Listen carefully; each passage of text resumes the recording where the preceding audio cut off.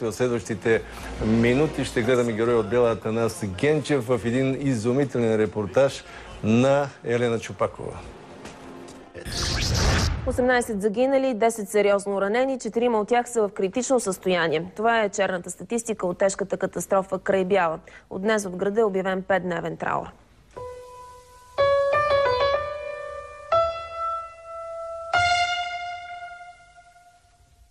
На 7 декември 2006 година, вследствие на тежка автобусна катастрофа край град Бяла, под моста на река Янтра, умират 18 души, а 13 са тежко ранени. Инцидентът е причинен от камион, движещ се с несъобразена скорост, управляван от 24-годишния Синан Алиев. Така звучи статистиката. На същия ден 18 майки, бащи и деца не се прибират вкъщи. Така звучи трагедията. Опасността за живота на други 13 кара косите на близките им да побелеят за една нощ. Те оцеляват благодарение на двама смели мъже – Атанас Генчев и Ивелин Иванов.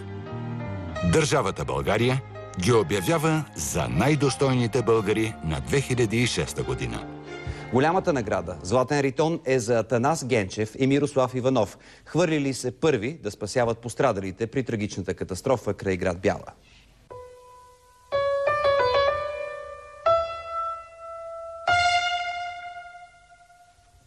Здравей, ти си най-достойният българин за 2006 година.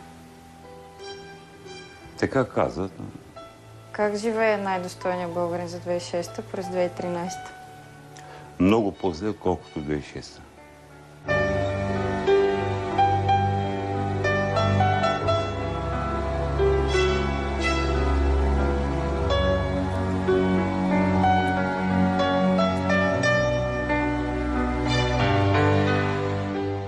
Вечерта всички се върнаха от работа, казаха, че има катастрофа, моя син го няма. Слизам да питам, казаха, той е останал. Да не се притеснявам, ще си дойдем малко по-късно. Обаче аз вече се оплаших много. Дъщеря ми се намираше в него момент в София. Той се обажда на сестра си, да му успокои, че нищо не се е случило с него. Ама след като ми каза тя, че брат ми се обади, че той е добре и ще го докарат, няма да се притесняваш. Аз тогава се притесних много. Както всеки един работен ден, бях на работа, връщам се от работа, някъде си около 17:15. Това се случва през декември 2006. Да. Около 17:15 прибирам се от работа за Пейчиново, майка ми беше с счупена ръка и се бях принудил да отида да я гледам, защото няма кой да й помогне. Пътуваме до кръстовището с пътя Русе-София. Пред нас спира автобус. Ние изчакахме. Автобусът спря, не спираме с втори автобус зад него. Изчакахме движещи се коли от посока Русе-Търново да преминат. Автобусът тръгна зави, мина някъде си около 50 метра от кръстовището.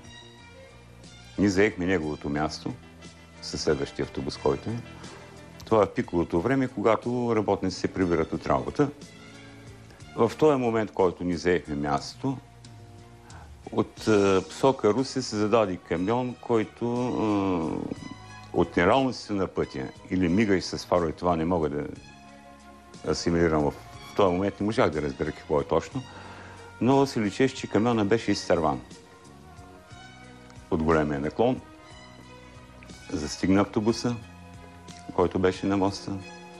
Шофьорът се опита да избегне удара отзад, избяга плътно вляво, но насреща идваше кола и заради това се опита да сви, натисна автобуса. Автобуса скъса парапета на моста и падна до река Янтра, на 10 метра от река Янтра на гуми. От удара автобусът се разпря като консервена кутия. Всички пътници бяха събрани на 2 квадратни метра, като е сясане пред очите. Автобусът беше пълен? Ами 30 човека някъде.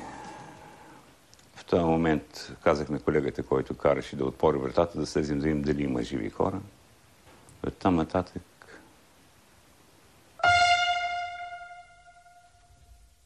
Слизаме долу на 2 квадратни метра, събрани всичките хора.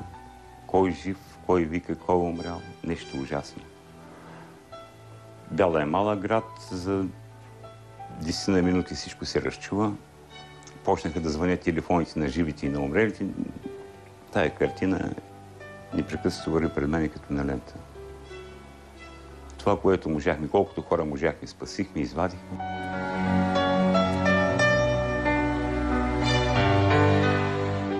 Видяла много трупови, хората пищят, каза. Един други се търсят, живи ли са, и изнасяш, вика в тъмното, дали е жив, дали е умрял, нямаш на представа. Дърпаш човека излиза без глава, излиза без крака, излиза стомаха му разправен като животно.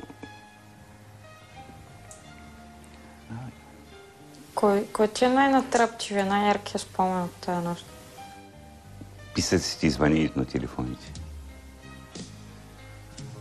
Знаете ли какво значи да звъни GSM и да няма кой да го дигне? Това е сигурно един оркестър свири. И през всяко звънване изтръпваш. И когато дошли вече от Бяла, тогава сте им казали да се разкарат, вече повече работа няма. Там до тук какво сте свършили. Ама те дошли късно. Ни каза, почти били свършили по-голямата работа. Ако е имало повече хора, повече щели хора да спасят. Ако е имало още други, освен неговите и момче. На предела бях на силите. От работа се прибирах. Цял ден съм работил. Съжалявам, че може би, ако имаш още някой да помогне. А не да зяпа. Не да зяпат отгоре. Може би имаше хора, които се задушиха. И това ми тежи. И чак на разсъмване, той се пристигнал дома и каза, майко, няма да светваш, добре съм. Искам да не светваш, да не ме виждаш. Че бил целият оцапан с кръв, с мозък, по краката му протекли. Не иска да светва лампата, да се буди, да ме види, че целият бях окървавен и т.н. Да не се оплаши. И той се легна, на другия ден отиде на работа. А момчето, което ти помагаше? Момчето, което ми помага, то се дръпна настрани. Пенсионер е по болест. Болест да е жив и здрав. Да. И те толкова много хора са били, от рейса само той с той момче слезли да помагат. Никой друг? Други не. Други са гледали и са продължили за село с автобусът. В този момент човек не гледа приятелите, познатите, враговете, гледа как може да помогне на хората, които бяха в беда. Уверихме се в едно единствено, че ние, българите, не сме хора, които помагаме. Долу слязахме 2 човека, аз и Ивелин. А горе на моста се бяха събрали като лястовичките, както чакаха да полетат към топлите страни. Хора много, всички гледат отгоре, коментират, но никой не слезе долу да помогне. Коментират? Да. И това е.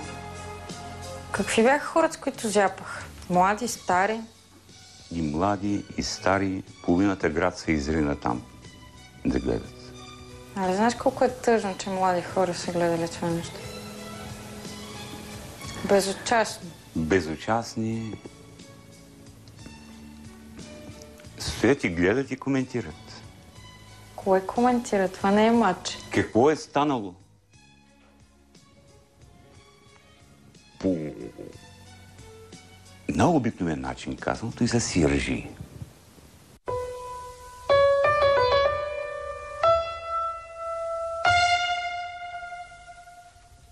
Какво си мисли човек, който вади и живи, и умрели от един автобус? В такъв момент човек не мисли. Всичко действаш спонтанно. Няма думи, с които може да го изразиш. Действаш ти. Аз така. Други гледат. Други гледат. Не на всеки психиката може да издържи на това. Каза много. Най-ми беше страшно, когато влязох в рейса и трябваше да спра мотора. За да не да избухне не работи. автобус. Да, в тъмното каза, той каза, беше най-страшно. Стресът дойде, когато се качих вече горе, след като бях изгонен от шефа на пожарната. Качих се горе, седнах на степенката на автобуса и тогава се почуди с какъв акъл легнах отдолу под автобуса да го гася, понеже автобуса беше с работещ двигател. Мема досъща да ни гръмни, да залее хората и да ги изгори. Не стане още по-голяма трагедия. Тогава се оплаших. Тогава вече усетих какво съм направил и как въобще не съм помислил за живота си, за себе си, за здравето, за нещо.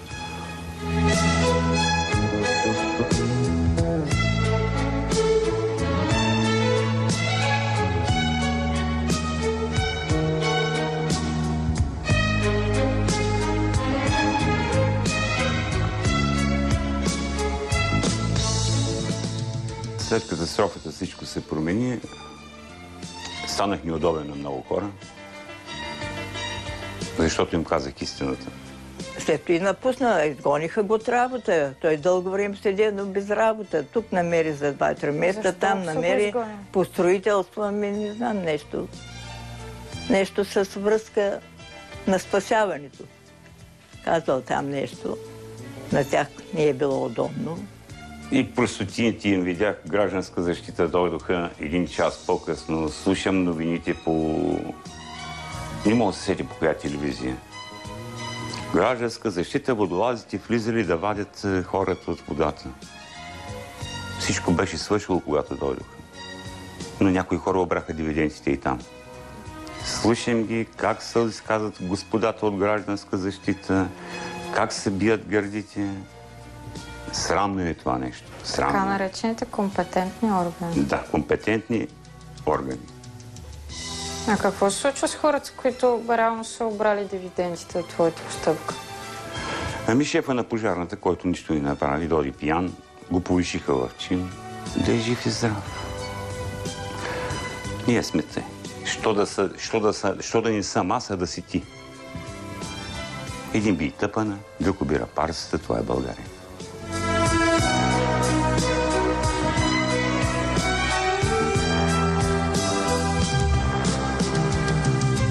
Имаш ли грозни подмятания от типа на това, че ти си подбирал кого да спасеш и кого не?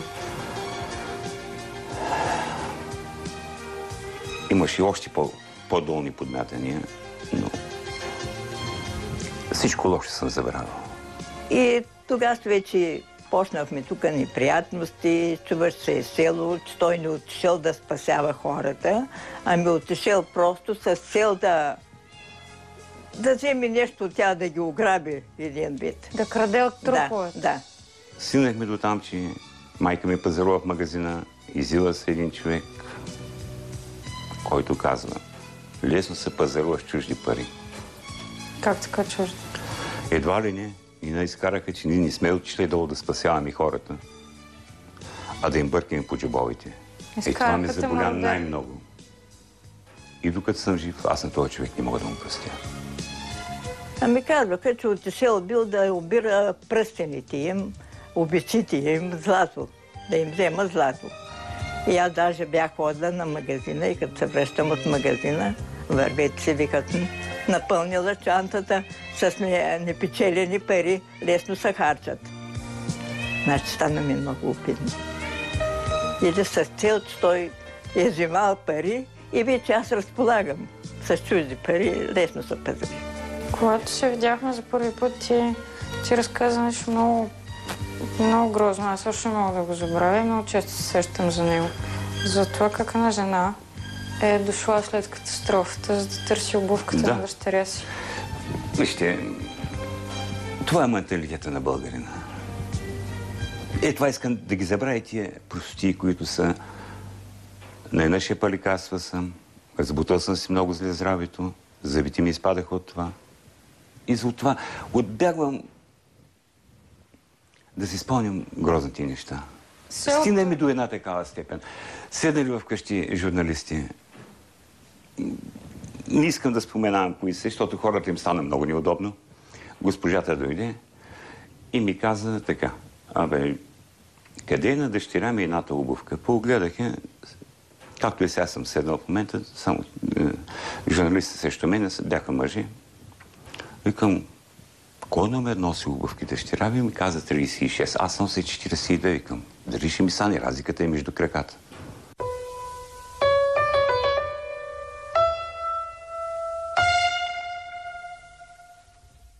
Стигна ми до там, че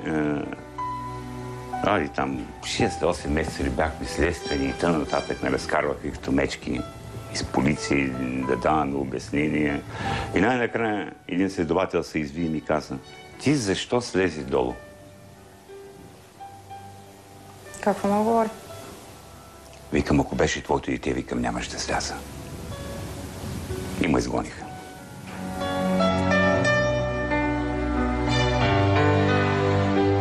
Срещал ли си някой, който е спасен от тебе? Да. След това? Много добри връзки поддържам с Красимира. Тя работи в Бяла. Дъщеричката е на русо момиченци, с което в най-скоро време ще се срещна. Тя вече и пораснала. Беше толкова голяма.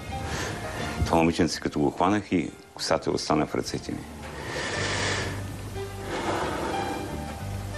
Сънуваш ли го още това? Да. Знаете ли какво значи да хванеш детенцето? Детенцето пищи, спасете мама и косата му остана в ръцете ми. Част от косата му. Идва една жена с съпруга си и с детето, което е спасил. Той е спасил майката и детето. И даже му донесоха и подарък. Единственият човек, който го е потърсил. Ти си спасил 12 човека. 11 човека. Те благодарни ли си? Има от тях са благодарни, има които не са. Имате 5 пръста на ръката си, 5 са различни, така че аз не мога да се сърдя на хората.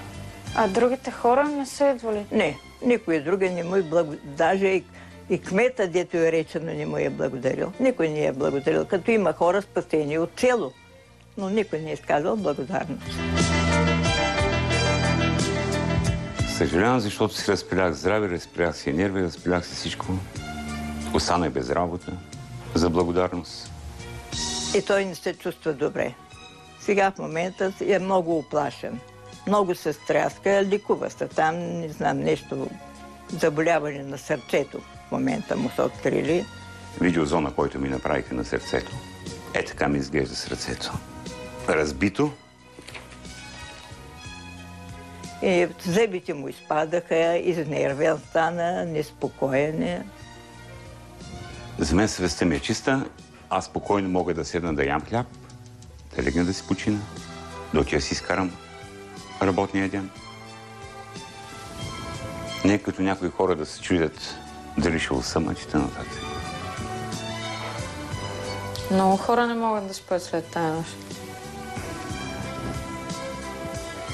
И ще продължат да не могат да спят.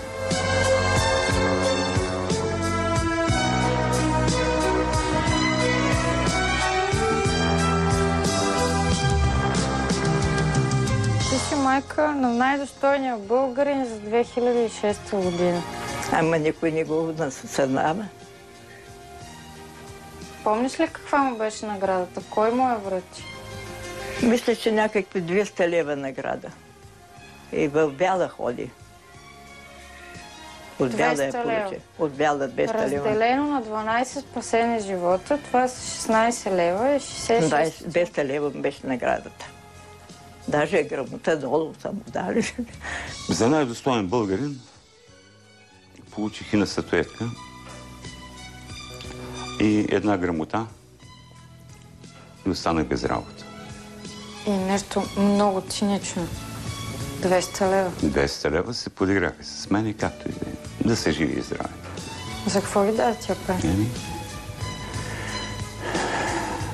За един живот колко много наказват. Да направиш катастрофа, да убиш някого, колко години наказват. А да спасиш толкова живота е едно нищо. С пълно право си обиден на това отношение.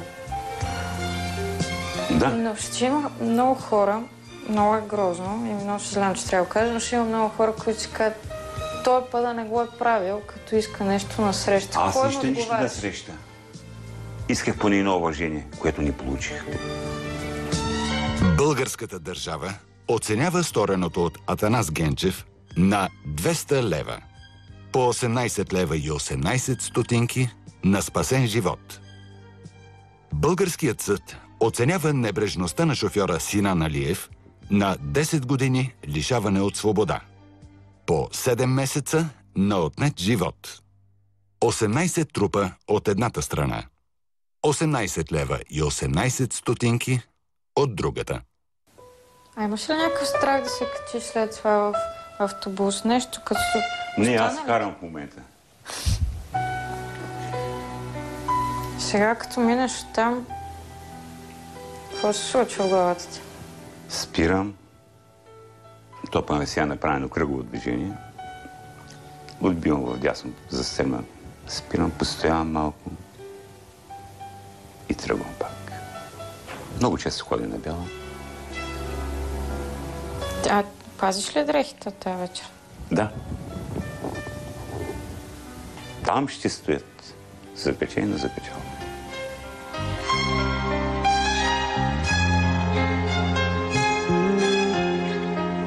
Аз не съжалявам. Не съжалявам.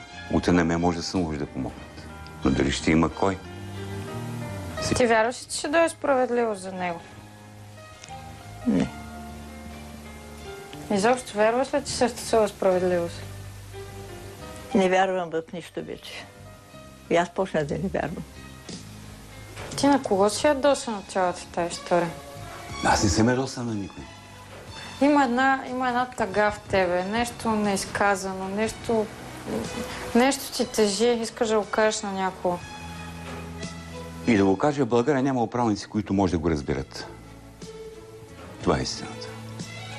И Господ не е каил от нас. Погледнете, Лим. Има ли празник национален, на който да няма трагедия? Наказва ли не за нещо? Да, Господ не каза това. Това е истината.